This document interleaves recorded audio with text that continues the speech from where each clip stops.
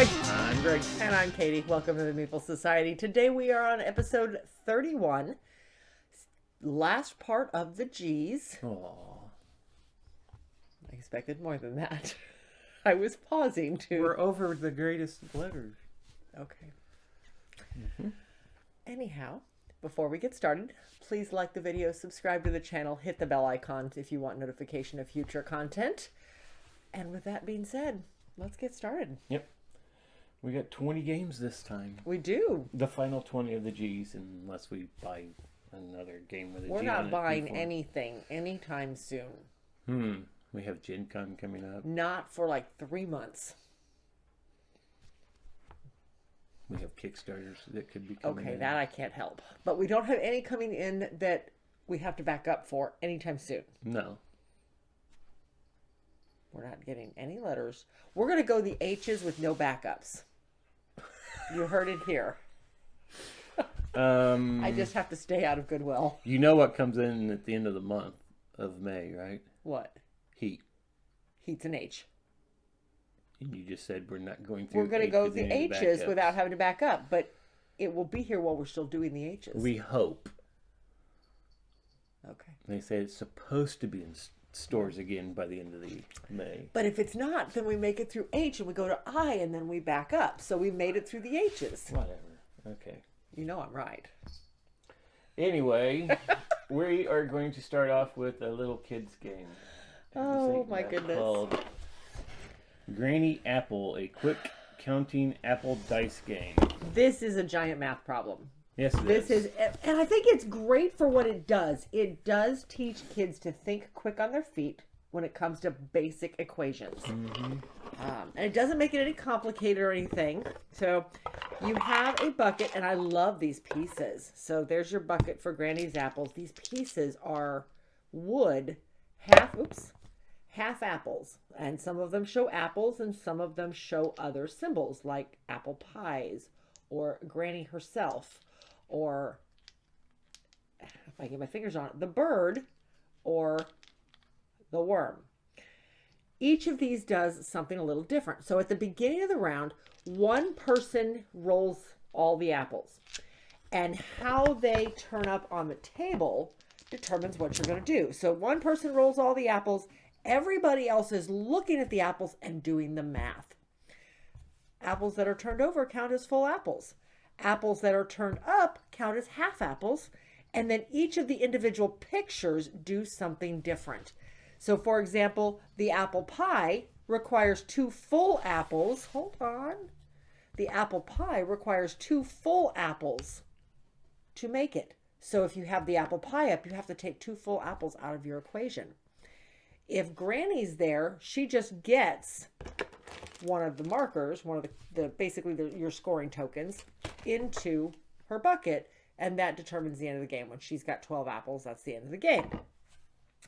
The worm ruins 1 apple. So if you have the worm, you have to take another apple off of your count. But yet, if you have the bird and the bird eats the worm. So the worm doesn't take away an apple. So you're doing your math really, really quick to try to be the first one to score. And if you do, then you get apples equal to the number of apples you counted if you were correct. So for example, this would be 4. Because the bird eats the worm, and then I have 2 full, 2 halves, and 2 halves. So I would get 4 scoring tokens. It was a cute game. We played it very late at night with a friend of ours, with Ben. And Ben won, but he just thinks much faster on his feet with numbers. It's his job. That's his job. You're right. That is absolutely his job. So, cute game. However, it's not... we're not gearing towards younger kids. And again, we're trying to get that collection down, blah, blah, blah. You've heard me say it a million times already. This guy is going to leave the collection. I think he is a great game for a family with younger children and children who are in that early math stages. Again, in the interest of just getting the collection down a little bit, we are going to, this guy's leaving the collection. That's Granny Apples. All about math. Next we have Graveyards, Ghost, and Haunted Houses. This one sits in the travel collection also. We had it in our collection for a short time, but it just was not something that ever came off the shelf. So we moved it over there just to make space a long time ago. But very simple rules. I mean, this is literally all there is to it. It plays up to 4 players. If you play 2 players, everybody has 2 colors. But everybody has their haunted house. And each haunted house depicts a different color ghost on it. So, and then everybody has some tokens that they do different things when you put them out. So I'll just leave it at that. So every round you are choosing one of these tiles from the display. You're placing it down somewhere in a communal graveyard. The idea being you want to make the largest grouping of your color. Now, a lot of the tiles have different icons in the middle that let you do different things. It'll let you swap 2 tiles out. One will let you put out said tokens. There's another one that just lets you spin a couple so that you can maybe make your area more advantageous and somebody else is smaller. But you are literally just building your areas up and trying to block the others from doing the exact same thing. And then at some point, at any point during the game, when you have a large grouping, you can take your, if I can find the green one, nope, that's not green.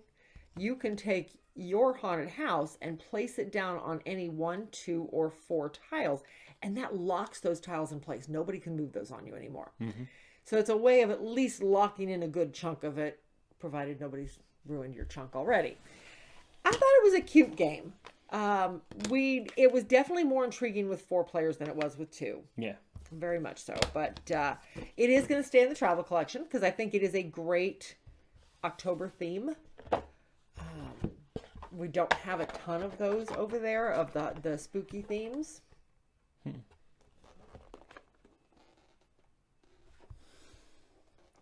I should have known. I trained you well. Oh, shush. So anyway, it is going to stay in the collection, but that is Graveyards, Ghosts, and Haunted Houses. I think it's a cute little October Halloween themed game. Yes. Next is the Guardians, Master of Electroworld. This was not what I was expecting it to be. I mean, I had read the back, so I knew about what it was. This was what was it? Was like Candyland something. I can't remember exactly what I called it after we played it. I don't remember. All right, so the board is pretty good size. It's folded in 4 here. And this is but it's not used. So, it's no, just Ooh, just these 2. As big as the board is. It's just these routes where these dots are at. You don't do anything over here. You don't do anything over here. There's only 2 routes to get to it. Yeah. Each person chooses a person. And then everybody starts at the school. You roll the dice to see how far you move, and you have your choice. So if I roll a 3, I would be moving Logan 1, 2, 3 to this blue diamond. And then one of my opponents would read me a question out of the blue stack. And then somebody else would go, say, Sky ends up here on the yellow. Well, if you answer the question correctly, it tells you how you yes, can that's move true. more. Yes, true. The dice is literally used for the very first turn. That's it. Right. After that, the cards tell you how far to move. So the dice is literally only here for the very first turn. So you answer. So if as Logan, I had moved here to the blue, Greg would read me a blue question, and then I would move that many spots. And then next person does the exact same thing. So like this question here, and this is all about safety. And that is one thing I do like about the game. Yeah. I love what it does. I just don't like the way it did it. So this one says, oh, well, this is just that you decided to eat healthy today, move 1 spot. It's not even a question. Yep. There was questions like that. Right? Yep. Okay, so like this one here. If your clothes catch on fire, what should you do? Well, you stop, drop, and roll. We've all heard that, right? If I got it right, then I would move 2 spaces. If I got it wrong, I'd stay where I'm at. But it is billed as an opportunity for parents to talk about their kids about different safety stuff. And there's stuff in here about strangers and dangers in the home, things like that. Yeah, and there's lots of different things, and I found some of the questions really interesting. Yeah, and it says in the rule book Yeah. if they get the person answering the question gets it wrong, you work with them to try and get the proper answer to Yes. find out why this is the correct answer. Why, yeah. So I thought it was interesting. That being said, I don't see it coming off the shelf. We're going to go ahead and pass this on. I would love to see this in a school somewhere. I may donate it to one of the elementary schools. Or that being said, we have a lot of elementary school teacher friends. Yep. So I think I may be passing this one on to one of them. So anyway, that is The Guardians, Masters of the Electroworld, a game all about safety. But it is leaving the collection. Okay, so now we're going to Fairy Tale World. Fairy tales. With the Grimm Masquerade. This is all about the cartoon characters. This one is... the stories of Yeah, it's a Grimm. deduction game. Mm-hmm. This is all about deduction. So this is your board. At the beginning of the game, everybody is given one, if I can find them, there they are, one character. So there's one character in here for each one of the characters on the board. So secretly, you're given a character, and this is the person you don't want anybody to find out you are. Mm-hmm. So the way the game works is that you are collecting these artifact cards, and every round you have to draw a blind. You start the game with one in front of you, and every round you are drawing blind from the top of the deck, one card. You're deciding what to do with it, and then you draw the second card and you're doing the opposite. So one card has to be kept in your collection. The other card has to be given to one of your opponents. Yep. So if I decided to keep the cauldron, I have to give the crown away whether I want it or not. And vice versa. If I give the cauldron away, I have to keep the crown. So that may not sound like a lot, but you are discovered when you have sets of something. So you don't necessarily want to have a set of anything, because every character has what they call their Bane artifact and their Boon artifact. So, for instance, Cinderella's here. Oh, I'm sorry. This is the Evil Queen. The Evil Queen's Bane artifact is the mirror. She does not want the mirror. What she wants is the crown. So, in order to be discovered, as soon as you have two mirrors, you have to reveal yourself. Yep. And you're out of the round. You still draw cards and give one to somebody, but in all other aspects, you're out of the round. But if you can manage to collect 3 crowns, you win the round, and it's played in 3 rounds. But if anybody else had collected 2 rounds, they have to go back up to here Rumpelstiltskin, where his Bane artifact is the crown. I'm not Rumpelstiltskin. Or as soon as I collected the 2 crowns, I would have to identify that I'm not Rumpelstiltskin.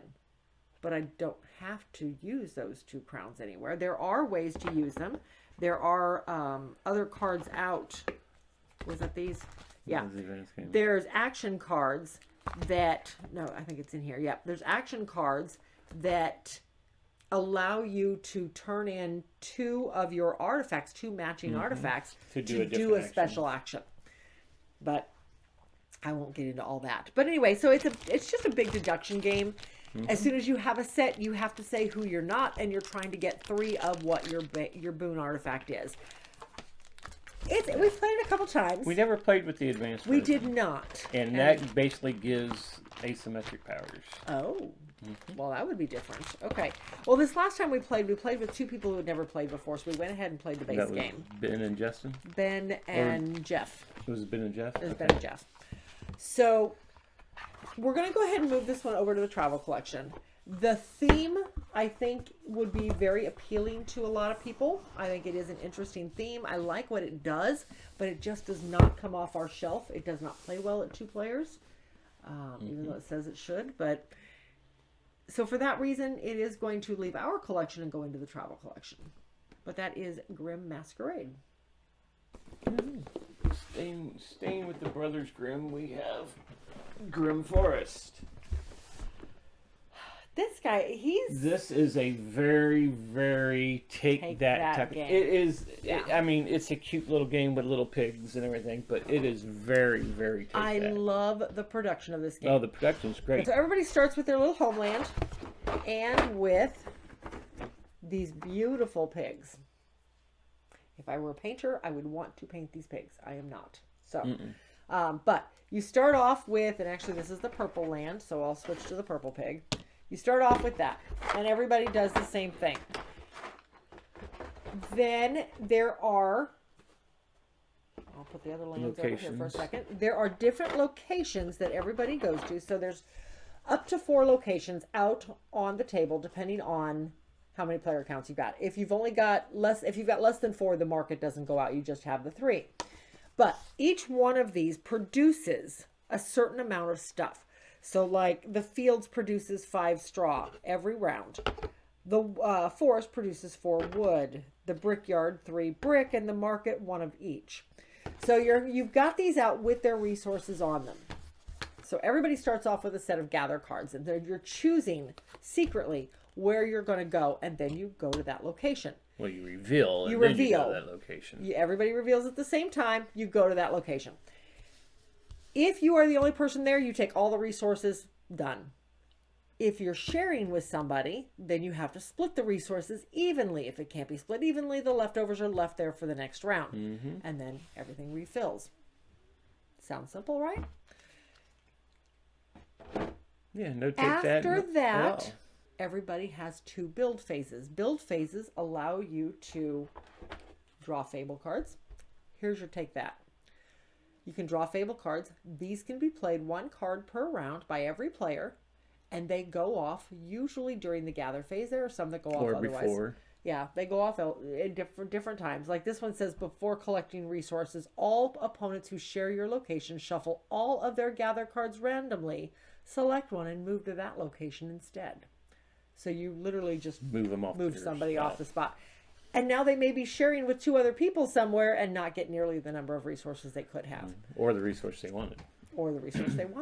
Before collecting resources, if any player is caught by the wolf, destroy all resources in that location before anyone can collect them. The big bad wolf can be put into a location and take everything. So there's just different cards in here that do that, and there's some good ones in here. They're not all horrible. And you got monsters. And there's different monsters that show up, and like the little minis dragons. I mean, look at these minis. The troll. Wow, we hadn't used him yet. I did. Did you? Yes, I used almost all of these in the last game we played. Yeah, but that troll is even not a painter. I want to paint these, but yeah, these are gorgeous. But all right, so that's the fable cards. The crust of this game is building. During your build phase, you have the opportunity to build. The first person to build 3 of their houses wins the game. So ends the game. It triggers the end game. It triggers the end game. You're right. So to build a house, you've got your bases, you've got your walls, and you've got your roofs. Now there are creatures who can come along and blow one down. The winner of the game is the person who builds the most houses, typically. The first person to build 3 ends the game. What are you doing? I blew them down. You blew them down.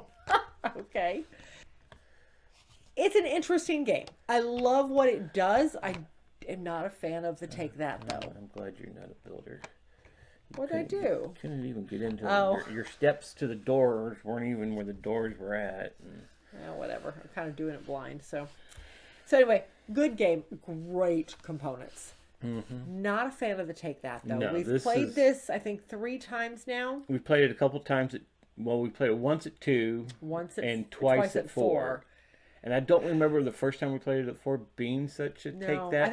I think we played with some people that weren't that much into take that. They weren't big gamers. But then we played with Quapple and Nerds Doug believes of playing the game the way it's supposed to be, which is fine with me. That. It's the best way to play the game so you can experience the whole thing. I'm glad it showed its true colors.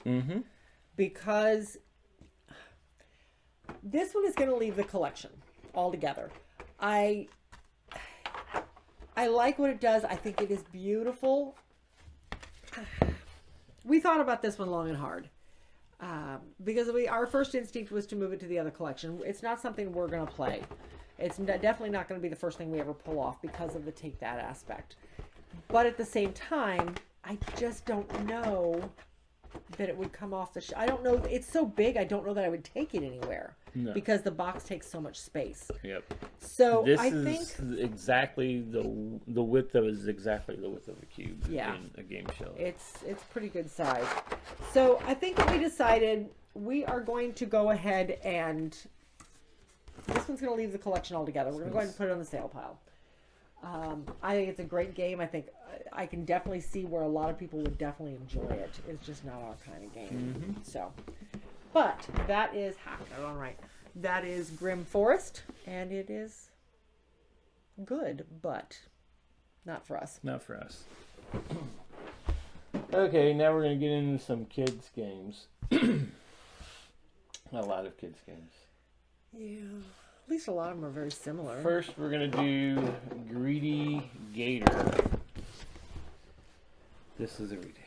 I mean, I can't say it's a ridiculous game. It's a 5 and up player game, so little kids would love it. This is a dexterity game made for kids. Yes. This is exactly what it is. So the way this one works, you've got your bridge. There you go. And this does pop in tight so it doesn't fall off. And each round, you are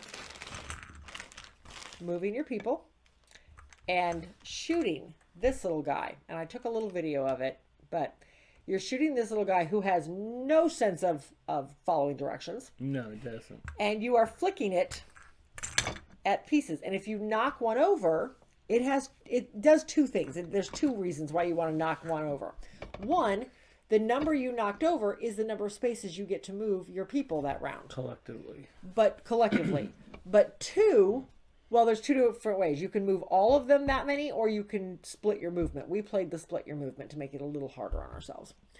But secondly, if my opponent had a piece on this one, I want to knock it over because then he has to go back to the start. It's cute. So the gator tends to fly. Mm-hmm. And it'll be all over the floor. It will be. And it only plays 2 players. So I think for those reasons, we have decided this one is going to leave the collection. It does sit in the travel collection right now, but it is going to leave. I have no desire to chase this little rolling gator on a metal wheel. But anyway, that is Greedy Gator. Cute game for children. Cute 2-player game, but it is going to leave the collection. Mm-hmm. Next we have The Great Bug Hunt. This one looked good.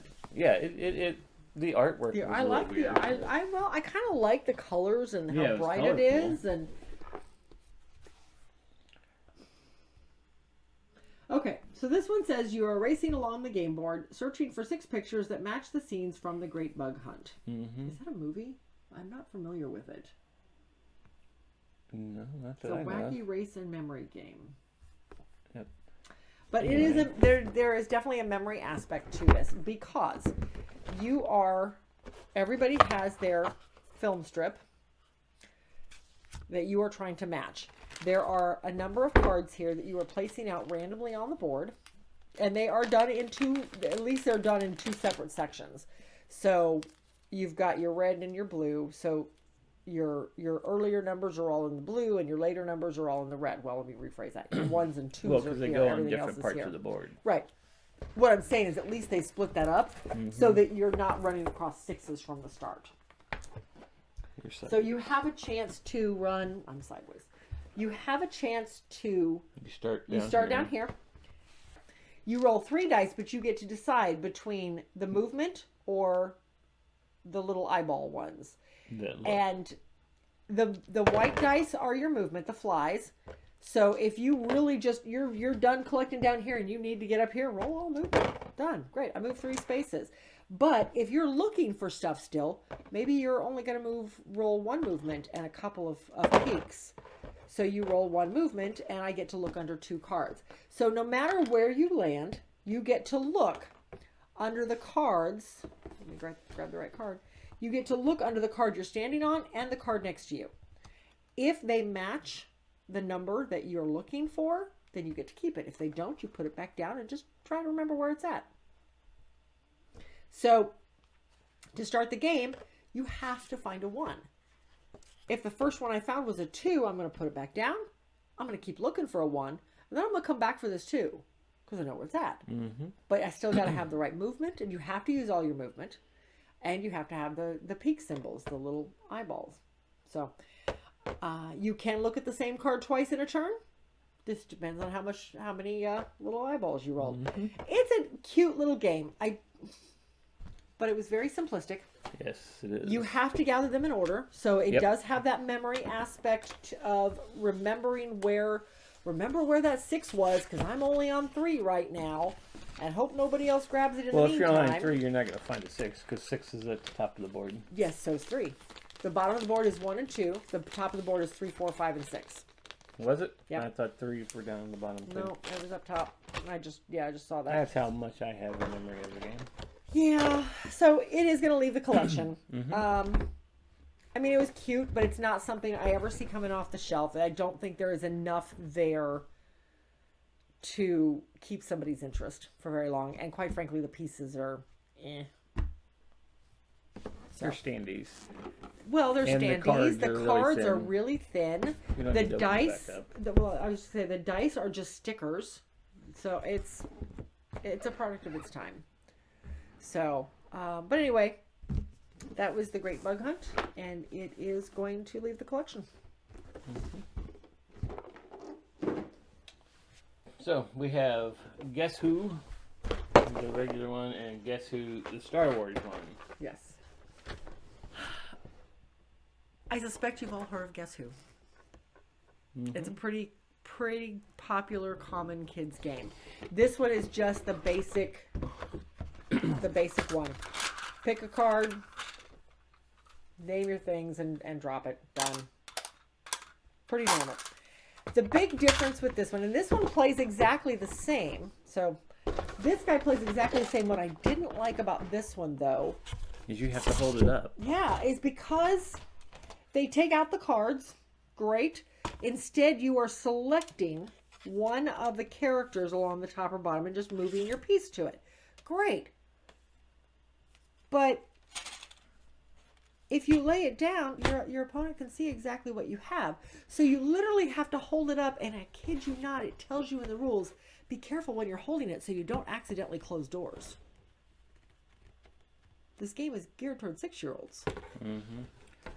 So this failed where this one works. Yes.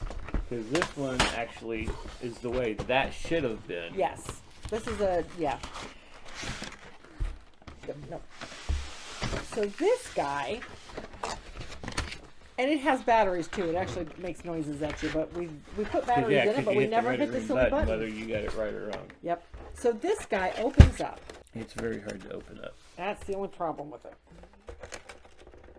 Oh my goodness, yeah, it does not want to open.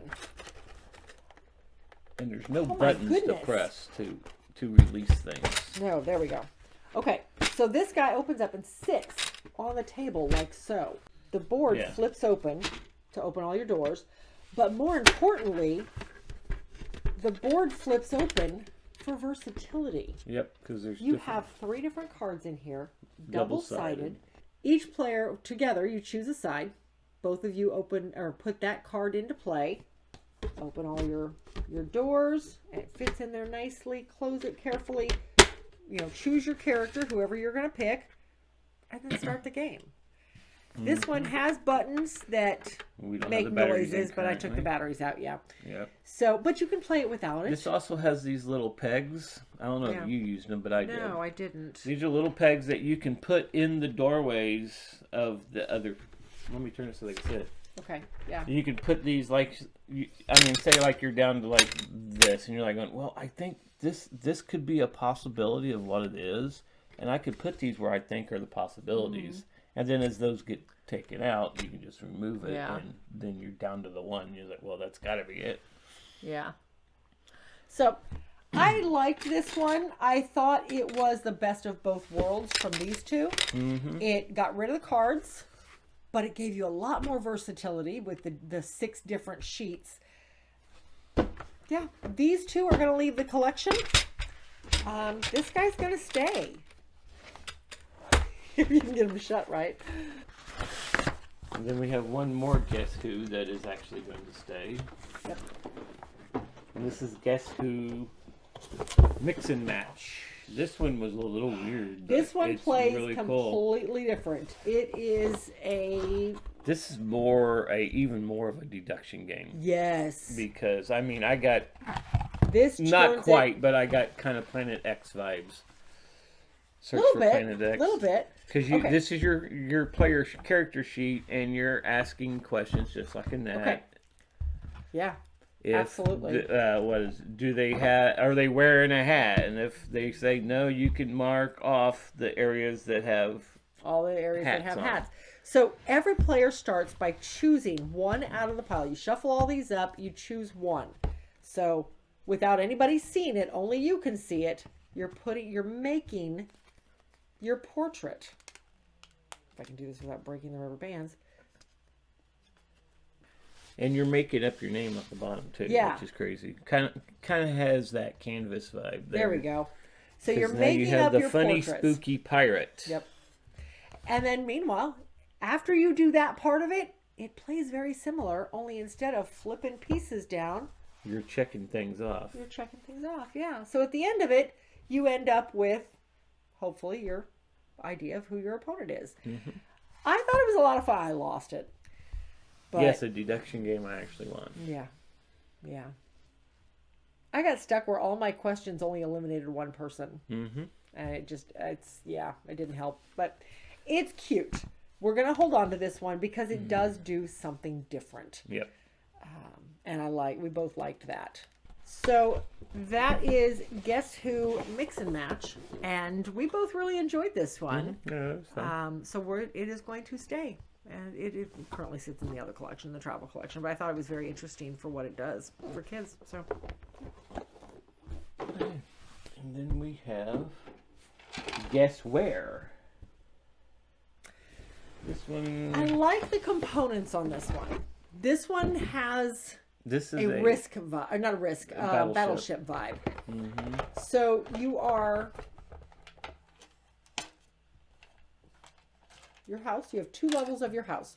You have basically, it's kind of opposite. The rules say to do it opposite. You did it exactly the way Battleship is. Yes, I did. In terms of you had your people here and this is where you were guessing. Right. But the rules say to do it the opposite way. But whatever, it worked. He still won the stinking game. So you have 2 sets of all of your characters. One that goes on the back wall and one that stands up down here. At the beginning of the game, you're putting all of your characters that you're placing all of your family members, and you can play with different varies of difficulty by putting them, by reducing the number of characters. But you're putting all of your family members up here that are yours, typically. Mm-hmm. And then you are guessing down here of what's in your opponent's. So you are stating, are the kids downstairs? You're narrowing it down with broad questions first and then refining from there. So you might ask, are one of the kids downstairs or are both of the kids downstairs? Is mom downstairs? So you're trying to narrow it down, and then once you know mom is downstairs, great. I can try figuring out exactly where she's at. So it was different, that's for sure. A lot of yes and no questions. I thought it was interesting. I love the components. Mm-hmm. But that being said, I felt it was fiddly almost. Mm-hmm. Just trying to maneuver the pieces around. And you had to be really careful as to what you were saying. Yes, you did. But yeah, it was very difficult to... Well, and again, like you said, you had to be very careful what you were saying because... Again, are the kids downstairs? Mm-hmm. Well, one of them is. So, this one's gonna. Instead of saying the kids, is the son downstairs? Yeah. So then you have to narrow it down. So, but anyway, Guess Where? This one is going to leave the collection. It is hidden in a sale pile, but it was intriguing, but it was not intriguing enough to hold on to it. So That is Guess Where. Next, we have Gubs, the game of wit and luck. This one we played with Ben. Yes. We had a blast playing this with We Ben. did. This was just a little card Because Ben game. is another one that believes in, if the game has take that, use it. He likes chaos. Yes, he does. It's not even take that. He just enjoys creating chaos. Yes, he does. So, all right. So, this one, everybody starts with one gub out in front of you. The name of the game. What is a gub? I have no clue. It looks like a bug. I have no idea. So the game ends when the third one of these letters has been pulled out of the game. And these are played instantly. That's it. No, you don't finish the round. You don't do anything else. Game ends the minute one of these is pulled from the deck. So each round you are pulling a card and playing at least one card. You can play multiple cards. But you have to pull a card on every round, and then you can play as many as you want. So there are extra gubs. There are gubs that are, if I can find one. Yeah, not finding one. So anyway, all right. So there are tools and barricades, things that you can protect your gubs with. There are hazards that allow you to steal gubs from other players or to take off the protections from other players. So basically you spend the whole game trying to build up your gub collection while everybody else messing with everybody else's. Yeah. And we definitely did that. We definitely did a lot of that, yes. It is a cute game. We did enjoy the play of it. I think we are going to go ahead and hold on to it because it's just a cute little card game. Plays up to 6 players, so it plays a decent player count.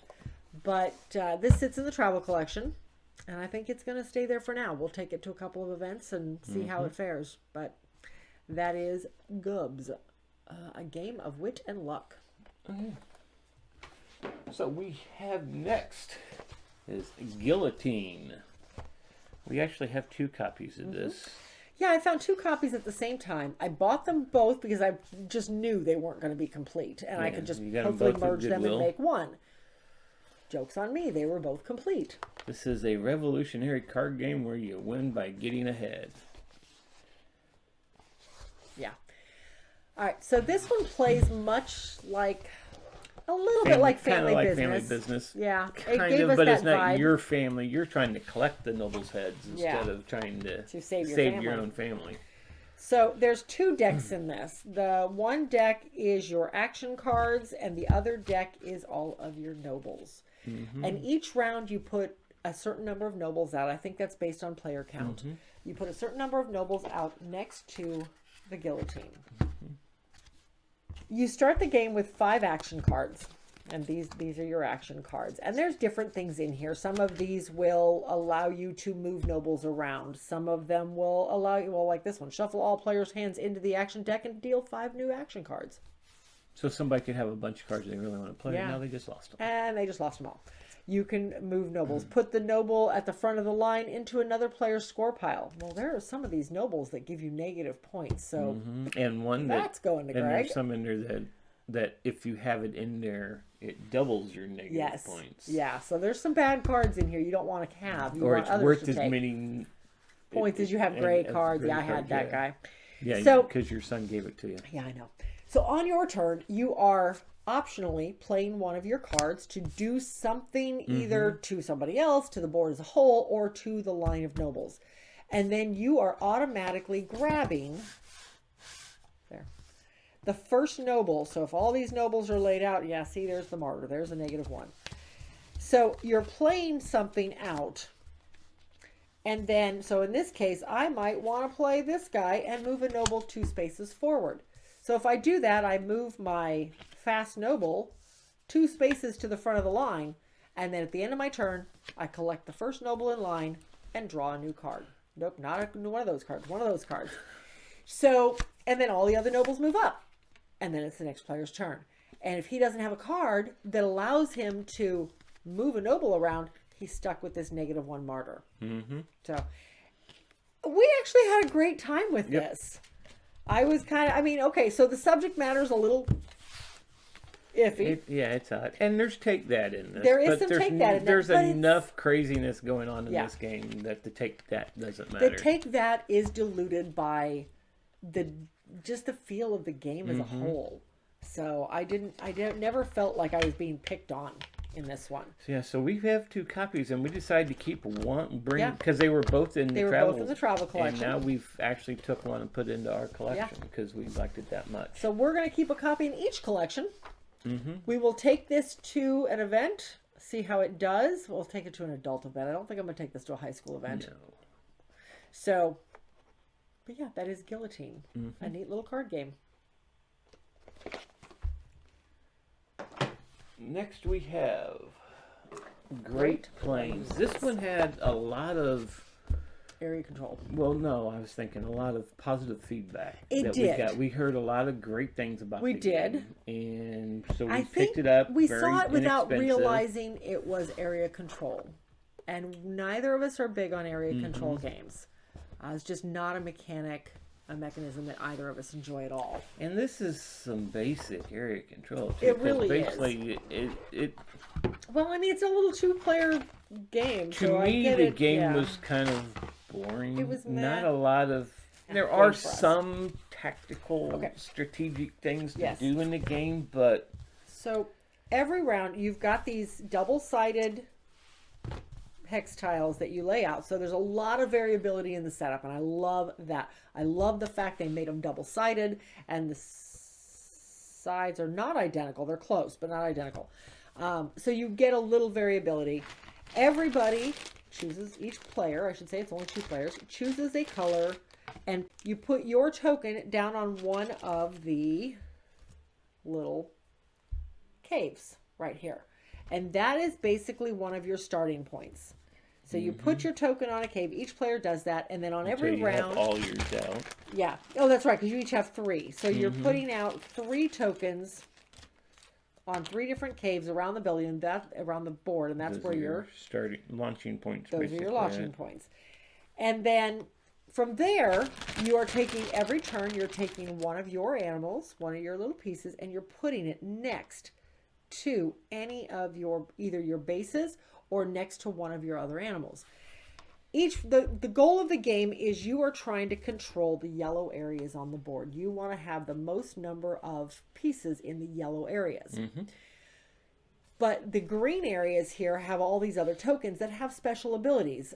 Like the hawk will let you fly over the mountain ranges because you can't move over the mountains, which is these grayish areas here. The bear pushes you back. That's right. The bear pushes one of your opponents back. Yes. So that pushes them off into, but you can't push them into a mountain. You can push them off the board. Well, no, you can push them into a mountain because then they just have to come out of the game. Yes. If they get pushed into a mountain or pushed off the board. So the bear pushes. The hawk allows you to fly over mountains, and the horse, I think that's a horse, allows you to go extra. You can split. Yes. So if I had a guy here and I had a horse, I can now go here. I don't have to go right next to where I was. So, I mean, yeah, there is some strategy in it. I do get that, but it's all area control, and we are both pacifists when it comes to that mechanism. I wish I could say I enjoyed it. It was meh. Yeah, to us it was meh. I mean, other people have really liked this. I think we decided to put this in the other room because I've heard great comments about this, and a lot of people like area control. We just don't. No, I thought we were selling it. Are we selling it? I don't remember. I don't know. You have a book there. You have what it says. I have the book. Let me look. And you can see who won it. See who was right on that part. The book. Oh, that's true. Great Plains. Great Plains. I won it. And we are selling it, though. But yes. So, all right. Well, I guess this guy's leaving the collection. So next we got Greedy Goblins. This is not like Greedy Kingdoms that I can remember. I grabbed it because it was AEG. And I knew about Greedy Kingdoms, although Greedy Kingdoms is only a 2-player game. But I thought, okay, we'll give it a shot. What the heck, right? Nothing like Greedy Kingdoms. So with this one, everybody, well, you've got 4 different races of goblin or 4 different clans of goblins. And there are all different locations set out. You've got your tavern and then a bunch of different mines that are set out on the board depending on your player count.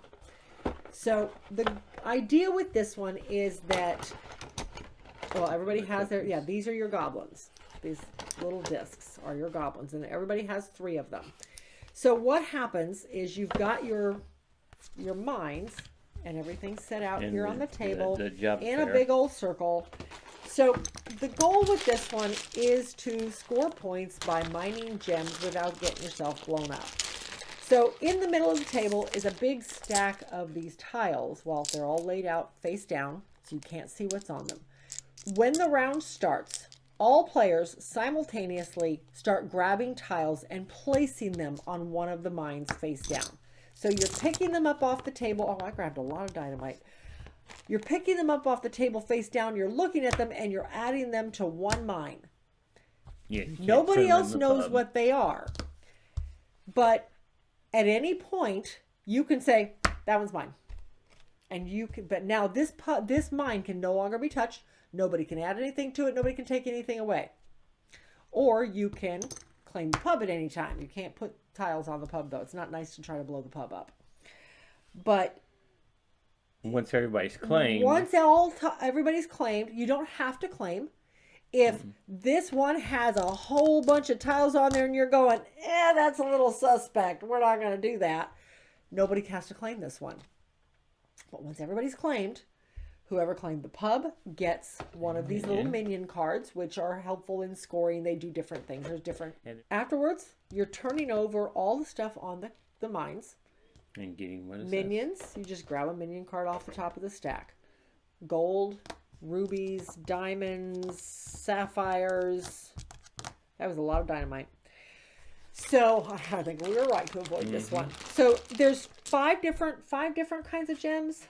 5 different kinds of gems worth anywhere from 1 to 2 coins.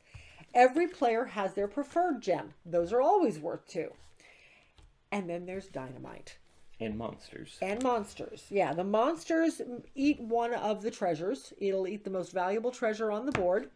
If there's one there, I didn't grab one. Well, here's one right here.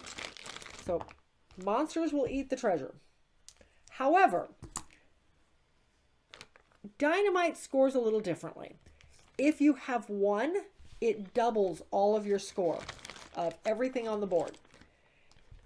If you have 2, it triples your score. So whatever jewels you have left are now worth triple because you're breaking more out of the walls by blowing up, by controlling your amount of dynamite.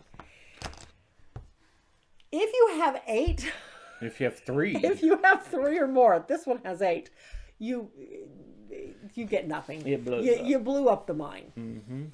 So you want to be careful. And I'll tell you, after the first round, I think I was shoving all my dynamite onto 1, except for maybe 1. Let's double this guy. And then try to claim it really fast. And Jeff got wind to us really quick and kept trying to steal our mines. Yeah. It was great. And there's the torch. If you put a torch on it, then you flip another tile that's already on the tile. So you can kind of get a sneak peek of what's on that tile. So if I put a torch here and then I turn that one up, I'm like, yeah, I'm avoiding that tile. So it was cute. We had a couple of really good laughs. Yep. But none of us felt it was cute enough to save in the collection. Yeah. Because, you play till 100. And you basically, the money is just simply your score. Really nice. So it was cute, again, but unfortunately, it is going to leave the collection. So, yeah. And that is 3 Greedy Goblins. Next, we have the Great American Mail Race. This is such a simple game by Big Potato Games, but I love it. It's cool. I love it. Now, and in my job, I deal with incoming mail. That's just part of my job. It's a very big part of my job. So I deal with the post office on a daily basis. So I think that's one of the reasons I just really find this game fascinating. I don't know. But anyway, it is cute. So I felt like this one was super thematic. But Big Potato does that. Even with Blockbuster, it was super thematic because, the Blockbuster sign and the case and the whole works. Well, here's your rules in a special delivery envelope. And it's all laid out like a letter. Oh, I just thought it was cute.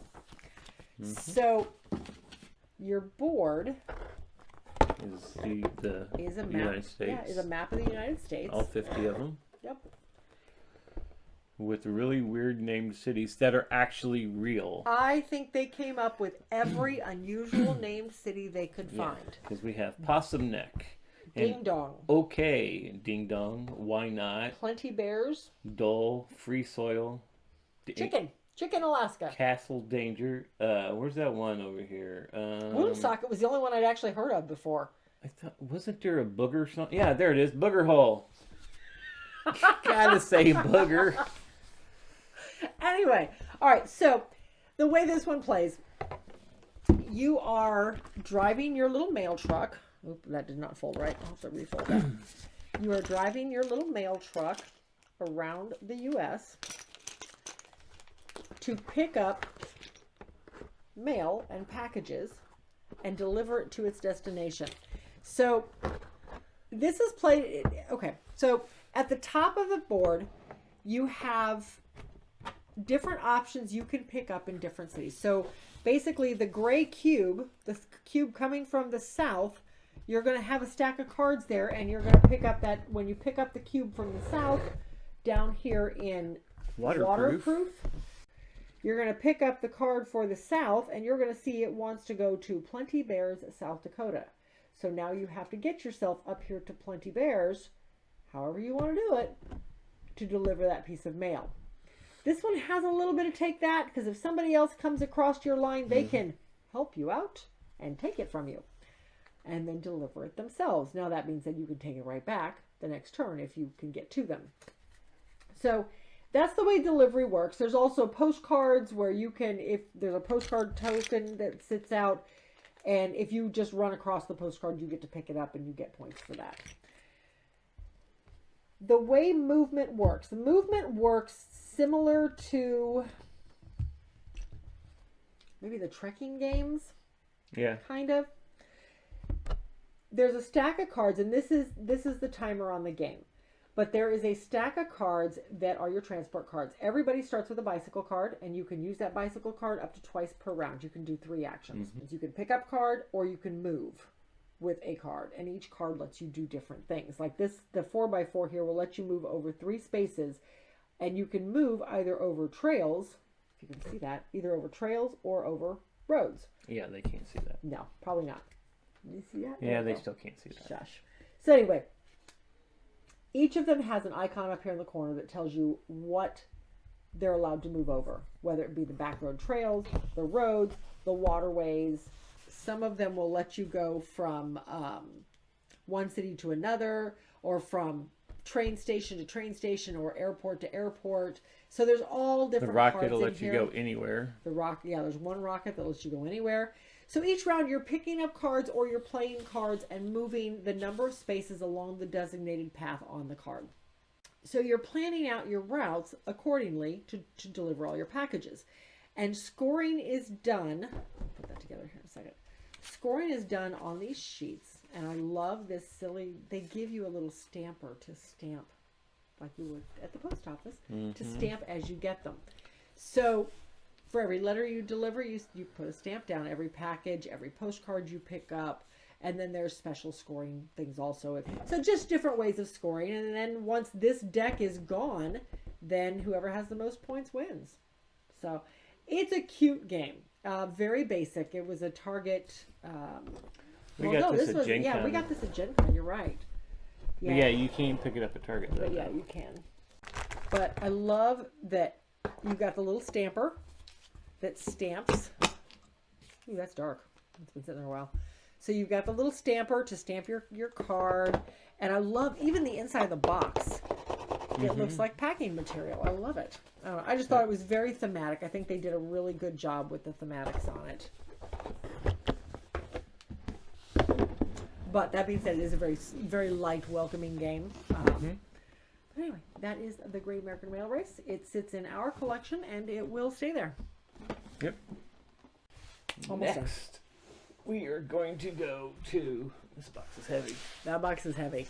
Great Western Trails. This has the expansion for it in there, and this is the original version, not the new second edition. Yes, this one has been.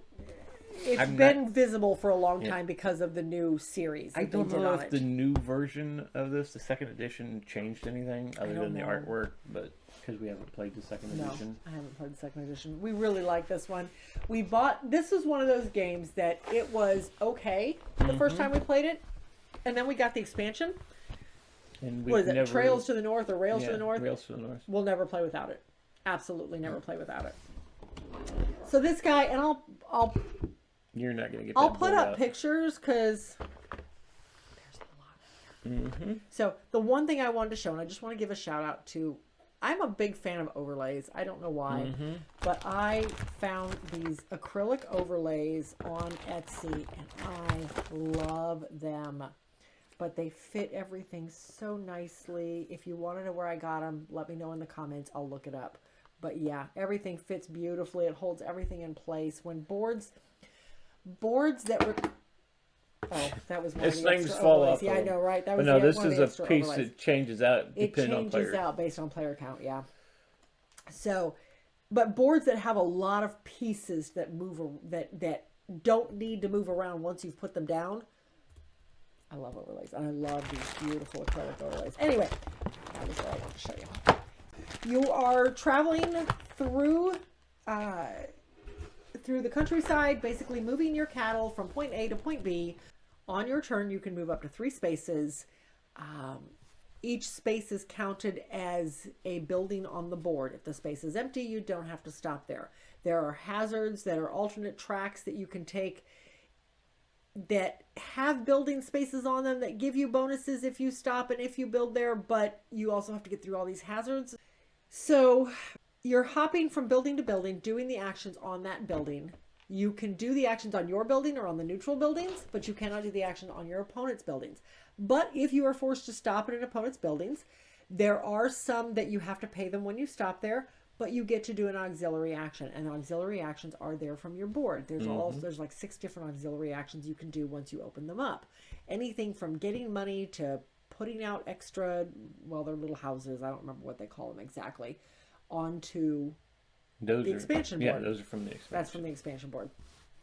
But there's ways to take cards out of your deck, so you can get rid of some of the lesser valuable cattle cards. So that you get the more valuable cards come up. There are ways on the board. There is a couple places, or there's at least one where you can go to buy cattle.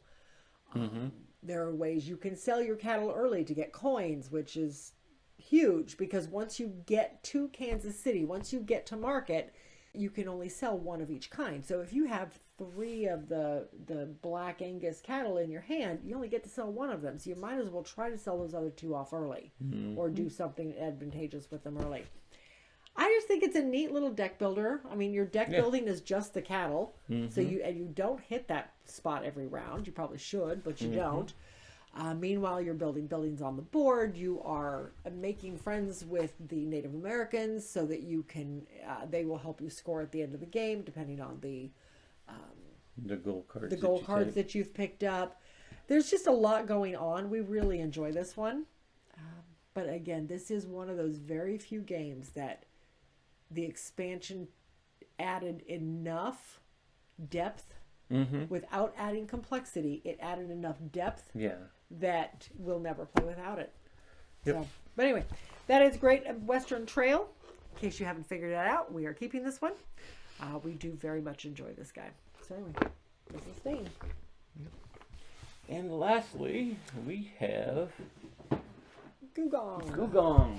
This is one that you don't really like. I don't enjoy this one. I don't know why. I should. It is a type of game that you would think that you would like enjoy. Because it's you've got to sacrifice certain things to go certain places just to set up for another turn. Yeah. My problem is in all the times I've played this, I don't know. I like what it does. I can appreciate what it does. I can appreciate the finesse of what it does. I can't ever make it work for me. Right.